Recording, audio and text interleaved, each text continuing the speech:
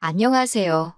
부끄러운 줄 모르는 신우와 경우 없는 어머님 때문에 시댁과 손절한 30대 여성이에요. 남편과는 동갑내기로 오랫동안 알고 지낸 사이입니다. 그러다 본격적으로 연인 사이가 된 건 같은 취미 활동을 시작하면서였어요. 저는 대학교에 다닐 때부터 사진 촬영을 좋아했는데 언젠가부터 남편도 사진 촬영에 흥미를 붙였는지 저에게 자주 연락을 해오기 시작했거든요. 그리고 이후로 천천히 서로 가까워지다가 자연스레 연인 사이로 발전했지요. 저희는 3년이란 시간을 만났는데 처음부터 결혼을 전제로 한 만남은 아니었던 터에 본격적으로 결혼 이야기가 나오기 전까지는 양가 왕래는 없었습니다. 서로 가족관계나 어디 사는지 정도는 알고 있었지만 연봉이 어떻게 되고 돈 관리는 어떻게 하고 그런 자세한 이야기는 나누지 않았고요. 이건 둘 다 개인주의 성향이 강했던 탓도 있었던 것 같아요. 그러다 남편이 저에게 정식으로 프로포즈를 해오고 제가 승낙을 하면서 소위 배경이라던가 조건들에 대한 대화를 갖기 시작했지요. 저는 광고대 행사에서 일하고 있었고 남편은 중고등학생들을 상대로 영어를 가르치는 강사였어요. 제 연봉은 6천에 플러스로 인센이 붙는 구조였던 반면 남편은 5천에서 6천 사이를 왔다 갔다 한다고요. 결혼을 하더라도 재산 관리는 각자 하는 쪽으로 이야기가 되었으니 이 정도 차이는 큰 문제는 아니라고 여겼네요. 말이 나온 김에 남편의 부모님 이야기도 좀 해보자면 아버님은 작은 사업체를 운영하시다가 몇 년 전 은퇴를 하셨고 어머님은 평생을 전업주부로 사셨다 들었습니다. 위로 4살 많은 신우는 결혼해서 아들 하나를 두고 있었고요. 남편의 가족들을 처음 만난 건 결혼 이야기가 나오고 처음으로 시댁에 인사를 드리러 갔던 날이었는데 솔직히 첫 느낌이 저랑은 잘 안 맞겠다 싶었어요. 저는 조용하고 차분한 성격인데 반해 시댁은 신우 남편을 제외한 심지어 신우 애까지 정말 너나 할 것 없이 하나같이 왁자지껄 시끌시끌 정말 사람 혼을 쏙 빼놓더라고요. 목청들도 얼마나 좋은지 지금 좋아서 저러는 건지 싸우는 건지 가늠이 안 될 정도였네요. 어떻게 이런 식구들 사이에서 남편 같은 성격이 나왔는지 신기하더라니까요. 사실 이제 와서 말이지만 그날 어찌나 시댁 식구들끼리 웃고 떠들기에 바쁘던지 인사드리러 간 저는 안중에도 없는 느낌이었어요. 그런데 그때는 제가 너무 긴장을 했던 탓인지 아니면 둔했던 건지 제가 무시를 당하고 있다는 생각보다는 다들 첫 만남인데도 저를 편하게 대한다고 생각했지요. 그래서 어머님 아버님도 좋은 분으로 보였고 신우도 까다롭지 않은 사람이다 뭐 그런 식으로 제 나름대로 긍정적으로 해석을 했어요. 제가 생각해도 정말이지 쓸데없이 긍정적이었다 싶어요. 어머님 아버님이 사시던 집은 어머님 아버님 명의로 되어 있었고 남편 말로는 노후 준비도 다 되어 계시답니다. 앞으로도 사는 동안 저희한테 손 벌릴 일도 없을 거라대요. 다만 대신 당장에 저희를 도와줄 능력은 안 되신답니다. 그러면서 덧붙이기를 자기 누나도 그러니까 신우도 시집갈 때 아무것도 못 받았다 하대요. 그 말이 사실인지 어쩐지 그건 알 수 없었지만 이러나 저러나 크게 개의치는 않았어요. 솔직히 말해서 도움을 받지 않는 만큼 어느 정도는 제 권리와 자유가 보장되는 거라고 생각했거든요. 한편 이 사정을 알게 되신 친정부모님께선 마침 세주던 집 계약도 끝나가고 하니 저희더러 그냥 그 집에 들어와서 살라셨어요. 몇 년이고 사는 동안 야무지게 돈 모아 집 사서 나가라고요. 저도 남편도 그 말 뜻을 이해했기에 감사한 마음으로 친정부모님의 제안을 받아들였습니다. 그렇게 친정부모님이 내주신 집은 친정에서 차로 20분 거리에 있었는데 어머님 아버님, 특히 어머님께서 이 점을 굉장히 불쾌하게 여기셨더군요. 시집까지 간 딸을 왜 저희 친정부모님은 계속해서 옆에 끼고 살려고 하냐는 식으로 남편에게 꽤나 험담을 하셨다고요. 저는 이 이야기를 신혼여행에서 돌아온 후에야 남편을 통해 알게 되었습니다. 어이없고 황당하고 제가 그 소리를 듣고도 당신은 가만히 있었냐 따졌습니다. 그랬더니 남편이 기껏 한다는 소리가 어머님이 서운하니까 하신 말씀 아니었겠냐며 자기가 잘 달래드렸다대요. 그때 솔직히 아차 싶더군요. 남편이 어쩌면 앞으로도 제 방패막이 구실을 제대로 못해줄 수도 있겠구나 싶었으니까요. 그리고 제 걱정은 얼마 지나지 않아 현실로 나타났습니다. 어머님 말씀대로라면 시집간 신우가 저희 시댁을 드나드는 건 있어서는 안 되는 일이었지요. 하지만 실상은 달랐습니다. 아, 신우 이야기를 어떻게 시작해야 할까요? 사실 제가 명절이고 무슨 날이고 시댁의 발길을 끊게 된 이유, 바로 이 신우 때문이거든요. 겉으로 멀쩡해 보이던 신우 부부에게도 문제가 있었습니다. 그 사실을 알게 된 건 언젠가 남편 사촌 내외와 식사를 하게 되었는데 그 사촌 동서가 저희 신우가 바람을 폈었다며 이야기를 해주었기 때문이지요. 사촌 동서 말에 의하면 이혼한 해만에 집안이 다 뒤집어지고 어머님 아버님은 신우 남편한테 거의 빌다시피 했대요. 어쩐지 그래서 그렇게 신우 남편한테 어머님 아버님이 절절매셨던 거구나 혼자 그런 생각을 하는데 사촌 동서가 쉬지 않고 하는 말이 그 부부 자기가 보기엔 불안불안하답니다. 그리고 진짜 아니나 다를까 얼마 못 가서 이혼을 딱 하더라니까요. 신우 남편이 왜 애를 포기했는지는 저도 잘 모릅니다. 말하기 좋아하는 사촌 동서는 그거야 당연히 자기 애가 아니니 그런 거 아니겠냐 했지만 그건 확실하지 않으니 제가 전할 말은 못 되고요. 아무튼 신우는 위자료는 못 받고 아이는 받고 그렇게 이혼을 했어요. 그리고 그때만 하더라도 저는 어찌되건 혼자 애 키우고 살아야 할 신우 팔자가 참 안 됐다. 그런 생각만 했지. 설마 신우의 이혼이 제 생활에 영향을 끼칠 거라고는 생각지도 못했네요. 별다른 수입원이 없었던 신우는 이혼하고 얼마 지나지 않아 오피스텔에 살림을 차렸습니다. 돈이 어디서 났나 궁금했지만 어디다 물어볼 데도 없으니 그저 제주도 좋네. 그러고 말았지요. 그러다 나중에 어머님 아버님 두 분이서 하는 대화를 우연히 듣게 되었는데 오피스텔에 드나드는 남자가 있는 모양이 돼요. 그런데 거기까지도 뭐 어쨌든 신우가 자기 인생 그렇게 살겠다는데 제가 이러쿵저러쿵 할 건 아니니까요. 다만 진짜 문제는 그 이후로 얼마 지나지 않아서부터 신우가 툭하면 저희 부부에게 애를 맡긴다는 거였네요. 처음 시작은 신우가 이혼 축하 파티를 간다는 말도 안 되는 핑계를 대면서였어요.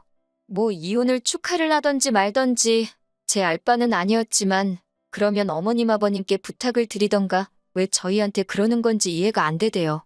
그러자 남편이 한다는 소리가 신우네 애가 5살 아니냐며 5살짜리 한참 뛰어다니는 그 에너지 넘치는 남자애를 연세 드신 어머님 아버님이 어떻게 감당을 하느냐입니다. 거기까지도 100번 양보해서 그래 처음이니까 하룻밤이니까라고 생각하며 어떻게든 이해해 주려고 했어요. 그런데 신우네 애가 저희 집에 있으니까 어머님 아버님도 당연하다는 듯 저희 집으로 오시는 거예요. 그렇게 신우가 애를 토요일 아침에 맡기고 어머님 아버님이 점심때 오시고 그 다음 날까지 계시다 가셨습니다. 거기다 아버님은 당신 속이 안 좋다고 바깥 음식은 못 드신다 해서 저 졸지에 하루 종일 부엌에서 점심하고 왜 간식하고 저녁하고 이튿날 아침에 자고 있는데 어머님이 저더러 일어나서 아침 준비하라고 안방까지 들어와서 깨우시고 이때는 진짜 여러 가지로 열받아 죽는 줄 알았지요.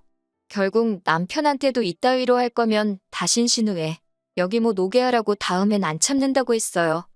하지만 그럼에도 불구하고 신우는 걸핏하면 애를 앞세워서 저희 집을 찾았습니다.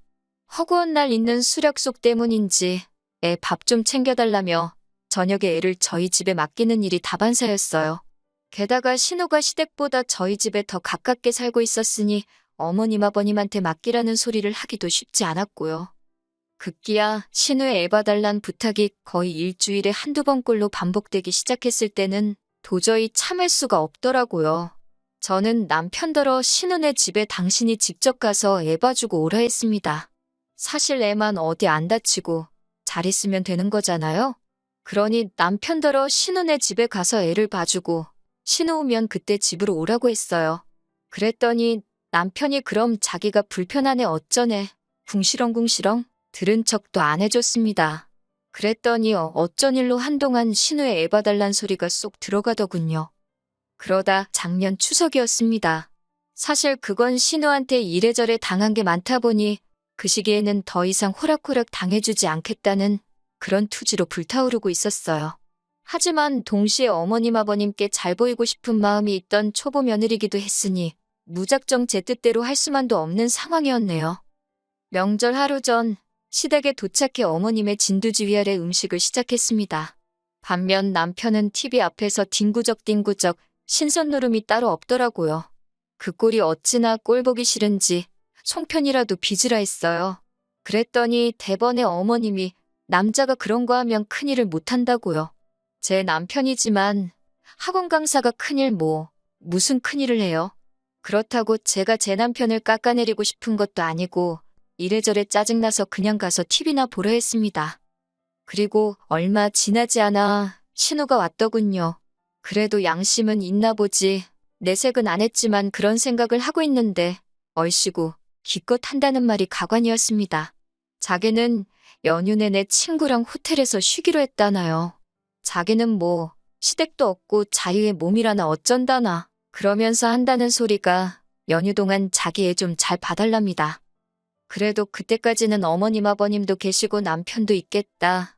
제가 애를 혼자 봐야 하는 상황도 아니었고 그러니 화는 안 났어요. 좀 귀찮아지겠네. 딱 그 정도로 생각만 했죠. 사실 시댁이 신우한테는 친정이고 친정에 애 맡기겠다는데 며느리인 제가 뭐라고 하겠어요? 그냥 별꼴이라고 생각만 했지요. 그렇게 어머님은 어머님대로 주방에서 일을 하시고 저는 저대로 주방과 베란다를 오가며 열심히 전을 부치고 있었어요. 아버님하고 남편은 아까부터 TV 앞에 정말 누가 본드로 붙여놓기라도 한 건지 딱 붙어 앉아서는 낄낄깔깔대느라 정신이 없더군요. 게다가 애는 애대로 여기저기 어지간히 뛰어다니는데 아무도 신경을 안 쓰는 거예요. 가뜩이나 어머님 아버님 댁에 화분도 많고 모서리 뾰족한 가구들도 많은데 결국 보다 못한 제가 남편더러 애 좀 보라고 했어요. 그러다 애 다치기라도 하면 어쩔 거냐고요. 그러니 또 이번에도 대번에 어머님이 하신다는 소리가 그러면 저더러 애를 업으랍니다. 순간 그 소리를 듣는데 진짜 짜증이 나서 지금 전 부치는데 애를 어떻게 업냐고 받아쳐버렸어요. 스스로 소리 안 지른 게 용하다 싶을 만큼 간신히 화를 삼켰다니까요. 그리고 그렇게 제가 제발 애 좀 보라 해도 아버님이고 남편이고 들은 척도 안 하더니 기어이 일이 벌어졌습니다. 한참 전 부치느라 정신이 없는데 어디서 갑자기 빽하고 애우는 소리가 들리는 거예요. 보니까 아버님 방 서랍장 위에 젤린가 뭔가 그런 게 있으니 애가 의자를 밟고 올라섰다가 떨어졌나 보더군요. 애를 안아드니 뒤통수에 혹이 올라오는 것처럼 붓는 것 같고 애는 자지러지게 울고 아주 난리가 났었지요.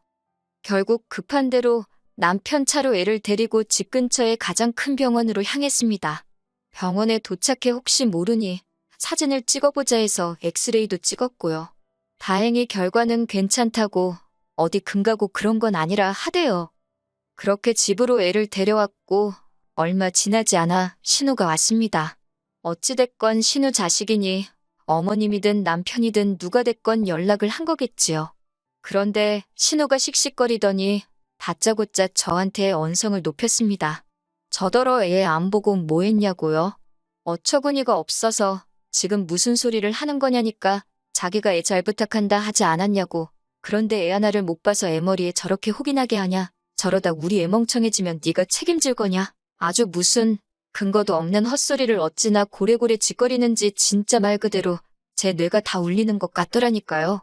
듣다 못한 제가 이 집에 나만 있었냐고 어머님도 계셨고 아버님하고 남편도 있었는데 왜 나한테 그러냐고 받아쳤습니다. 그러자 어머님이 옆에서 기껏 하신다는 소리가 그러게 당신이 저더러 애 좀 업으라고 하지 않았냐입니다.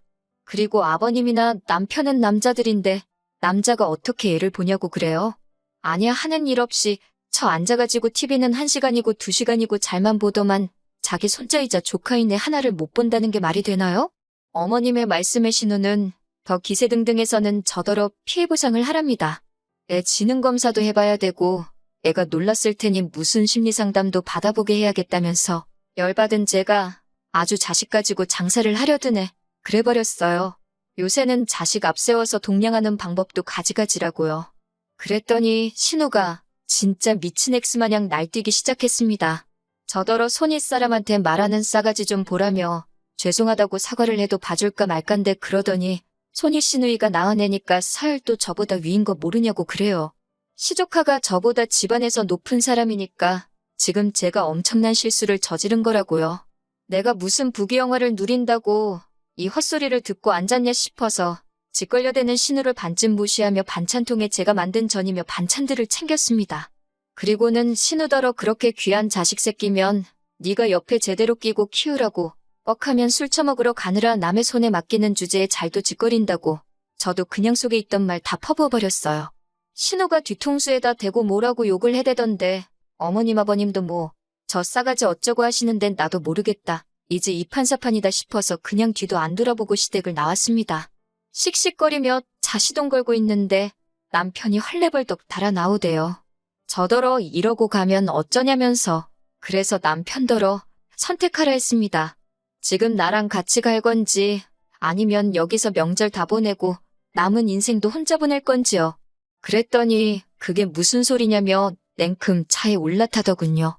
집으로 오는 내내 솔직히 말을 많이 하지는 않았어요. 저도 감정적으로 격해진 상황이었고 남편은 제 눈치를 보느라 바빴으니까요.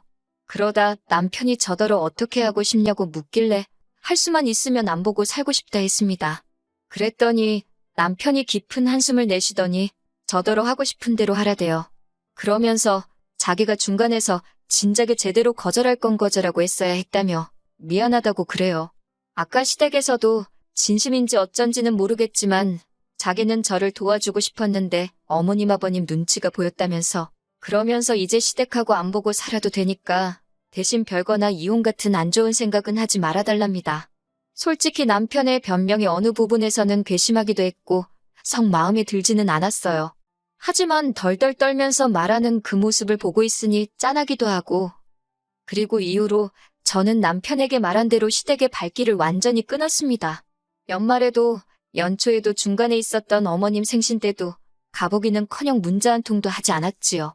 솔직히 처음엔 찝찝했는데 그것도 금세 적응이 돼서 편하더라니까요. 그리고 이번 설도 안 가요. 남편도 안 가겠답니다. 저도 없이 가서 뭐 하냐고 그러던지 말던지 알아서 하라 했어요. 사실 더 이상 신우도 애를 앞세워 나타나지 않고 저나 남편이나 어머님 아버님에 대해서 이야기를 꺼내지도 않으니 다툴 일이 없네요. 오롯이 서로에게만 집중하고 사는 요즘이 참 좋아요.